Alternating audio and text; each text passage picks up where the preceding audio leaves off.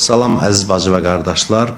Ramazan ayının son gününün, 30-cu gününün duasını oxuyuruq. Allahümme ec'al siyami fihi biş-şükri vel-qəbul ala ma terzahu ve yerzahu'r rasul muhkemeten furu'uhu bil-usul bihaqqi seyyidina Muhammedin ve alihi't tahirin velhamdülillahi rabbil alemin. İlahi, bu ay orucumu elə təqdir və qəbul et ki, özün və Peyğəmbərin də razı qalasınız və onun görkəmi möhkəm kökə dayansın. Səni and verirəm sərvərimiz Muhammədə və onun pak soyuna, həmd olsun aləmlərin Rəbbinə.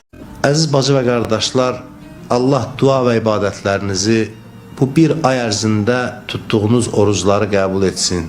Hər birinizi, bütün Azərbaycan xalqını qarşıdan gələn Fitr bayramı, mübarək Ramazan bayramı münasibətilə təbrik edirəm.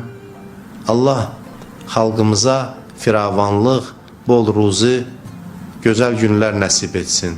Amin.